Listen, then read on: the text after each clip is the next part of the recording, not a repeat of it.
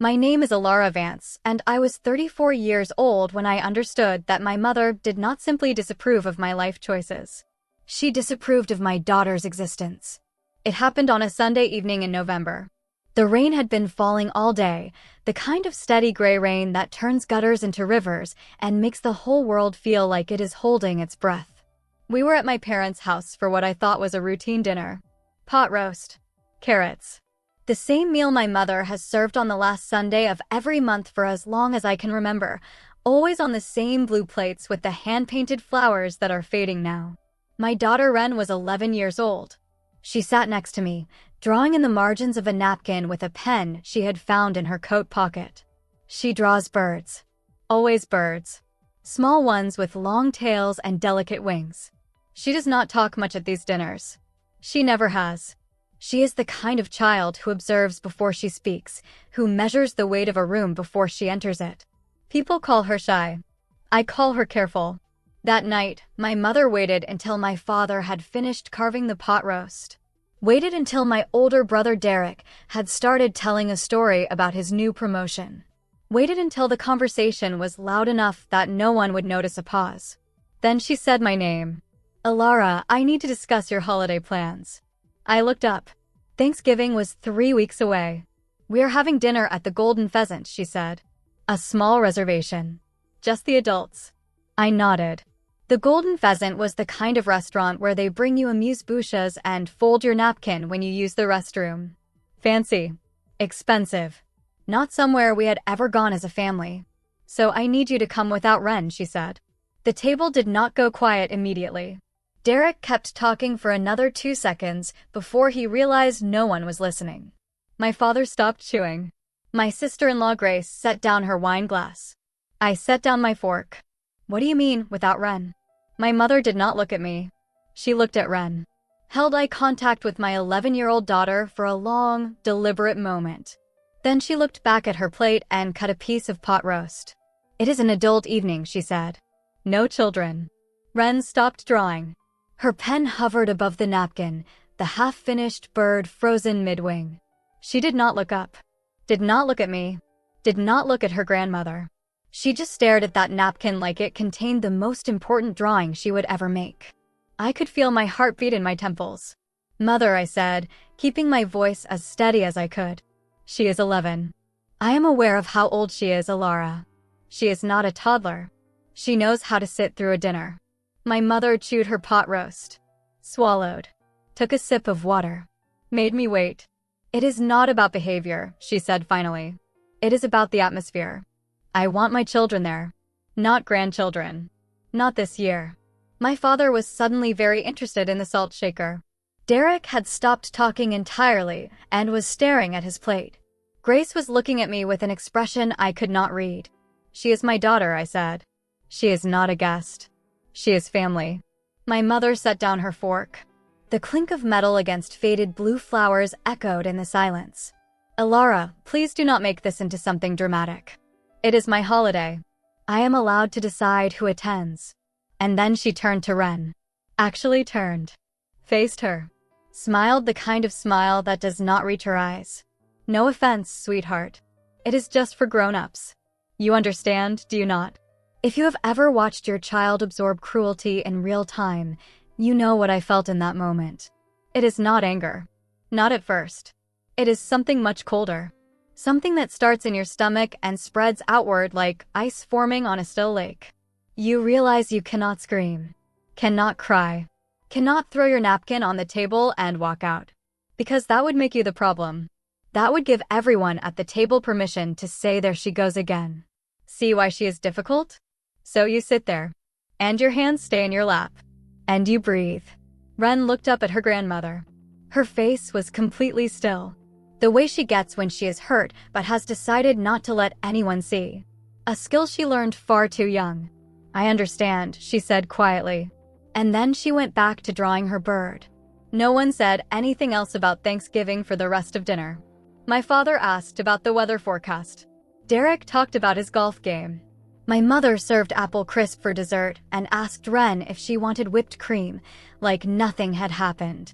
Like she had not just told an 11-year-old she was not welcome at a family holiday. Ren said yes to the whipped cream, ate it quietly, thanked her grandmother. On the drive home, she stared out the passenger window at the rain streaking across the glass. Streetlights blurred into orange smears. She did not speak for almost 15 minutes. Then she said, "Grandmother does not like me." I wanted to lie. Wanted to say, of course she likes you. She is just old and set in her ways. But I could not, because we both knew the truth. She does not know you, I said instead. That is different. Ren did not answer, just kept watching the rain. That night, after she went to bed, I sat at my kitchen table for 3 hours. The house was silent except for the hum of the refrigerator and the soft ticking of the clock above the stove. I thought about the 20 years I had spent trying to earn my mother's approval. The way I had chosen a practical career instead of the art degree I wanted. The way I had married a man she approved of, even though I knew on my wedding day that I was making a mistake. The way I had stayed quiet at every family dinner, every holiday, every passive-aggressive comment wrapped in a compliment. And then I thought about Ren. About her bird drawings. About the way she still climbs into my bed after bad dreams, even though she is too old for it by anyone else's standards. About the way she said, "I understand," at that table, in that small voice, protecting me from having to fight for her. I realized something at that kitchen table, in the dark with the refrigerator humming. My mother had spent my entire life teaching me that love was conditional, that I had to earn it, perform for it, shrink myself small enough to fit inside her expectations. But I had spent 11 years teaching Ren something different, teaching her that she mattered, that her quiet was okay, that she did not have to perform. And my mother had just tried to undo all of it in one dinner. So I made a decision. I was not going to argue about Thanksgiving, was not going to call and demand an invitation, was not going to threaten to stay home unless Ren was included. I was going to do something quieter. I was going to stop showing up, not with a speech, not with a letter, not with a dramatic announcement, just slowly, softly, the way my mother had spent years teaching me to disappear. I would disappear from her life instead. I did not tell anyone my plan, not even Ren. I simply started making small changes. I stopped calling my mother on Sundays, stopped sending photos of Ren's school projects, stopped RSVPing to family events. 3 weeks later, Thanksgiving arrived. I did not go to the Golden Pheasant. I did not call to explain why. I stayed home with Ren. We made a small turkey breast, mashed potatoes from a box, gravy from a jar. She drew birds on the kitchen windowsill with a dry erase marker, and I did not wipe them off. My phone buzzed 7 times that night. Texts from my father, from Derek, from my mother. I did not answer any of them. The next morning, my mother left a voicemail. Her voice was confused, not angry. She said she did not understand why I had not come. She said the dinner had been lovely. She said she hoped I was not sick. She did not mention Ren. Not once. I deleted the voicemail and made pancakes. Ren asked me why we were not going to Grandma's house anymore. I said, because we are building our own traditions now. She thought about that for a moment. Then she nodded and asked for more syrup. That was the first day of the rest of our lives. The weeks after Thanksgiving became months. The months became a year. I did not announce my departure from the family. I simply stopped existing in their world. My mother called again on Christmas Eve. I let it go to voicemail. Her voice was tighter now, less confused and more annoyed. She said she had saved us seats at the table. She said it was rude to disappear without an explanation. She said she hoped I was not letting Ren dictate my choices. She did not ask how Ren was doing. She did not ask what we were eating for Christmas dinner. She did not ask if we were happy. I deleted the voicemail and made hot chocolate. Ren and I watched a movie about a reindeer. She fell asleep on my shoulder before the ending. My father called on New Year's Day. He sounded tired. He said my mother was upset. He said they both missed me. He asked if I could at least come to Sunday dinners alone, just for an hour, just to keep the peace. I said, I am keeping peace in my own home instead of pretending there is peace in yours. He was quiet for a long time. Then he said, she does not mean to be this way. I said, intent does not matter when an 11-year-old is hurt. He did not have an answer to that. He said he loved me. He said he loved Ren. He said he hoped I would come back. I said, I love you too. But I am not coming back. We hung up. I have not spoken to him since. Derek sent me a long email in February. He said I was being dramatic. He said Mother was old and set in her ways. He said I should be the bigger person. He said Ren would not remember the dinner anyway. I typed a response. I deleted it. I typed another. I deleted that one too. In the end, I wrote 3 sentences. Ren remembers everything. I remember everything. That is why I cannot pretend anymore. He did not reply. The silence from my family was strange at first. I had spent 34 years measuring my worth by their approval. Every phone call, every holiday, every carefully performed version of myself that I had learned to wear like a coat. When I stopped performing, I expected to feel guilt. I expected to feel loss. I expected to feel something sharp and painful that would pull me back. Instead, I felt nothing for a while. Just quiet. Just the hum of the refrigerator and the sound of Ren drawing birds at the kitchen table. And then, slowly, I felt something else. I felt peace. It came in small moments. A Tuesday morning with no forced phone call to schedule.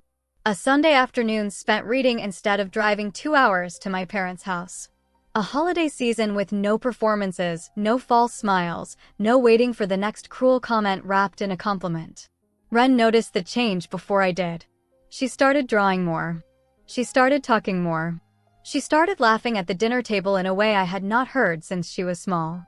One night, she looked up from her notebook and said, "Mom, are we ever going to see grandmother again?" I said, "I do not think so." She nodded. She did not ask why.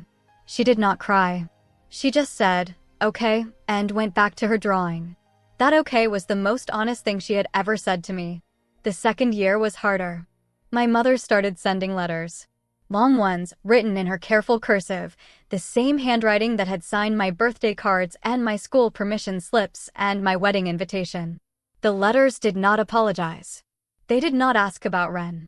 They did not acknowledge the dinner or the holidays or the years of quiet cruelty. They talked about the weather, about the garden, about a neighbor who had moved away, about how lovely the azaleas were blooming. They talked about everything except the thing that mattered. I saved the first 3 letters in a drawer. Then I started throwing them away unopened. My mother called my workplace in the spring of the second year. My coworker Janice answered and transferred the call to my desk. I heard my mother's voice and felt my chest tighten the way it always had, the old reflex of a daughter trained to perform. "Alara, I am your mother. You cannot simply disappear from my life." I said, "I am not disappearing. I am choosing who I spend my time with. I did not raise you to be this cruel." I laughed. It was a small laugh, quiet and sad. "You raised me to be quiet. You raised me to comply. You raised me to believe that your love was something I had to earn. I am not being cruel. I am being done." She was silent for a long moment. Then she said, "It was one dinner." I said, "It was never just one dinner. It was every dinner. Every holiday. Every phone call. Every time you looked at my daughter like she did not belong. The dinner was just the first time I could not pretend anymore." She said, "You will regret this." I said, "I already regret the years I wasted trying to make you love me the way I deserved. I do not regret protecting my daughter from the same fate." She hung up. I sat at my desk for a long time after that call. Janice brought me a cup of tea. She did not ask what happened. She just set the mug down and walked away. That is what chosen family looks like. Small kindnesses. No conditions. No performances. The years passed. Ren grew taller. Her birds became more intricate. She started winning awards at school for her art. She stopped asking about her grandmother entirely. My father called once more, 3 years into the silence. He said my mother was not well. He said she asked about me sometimes, late at night, when she thought no one was listening.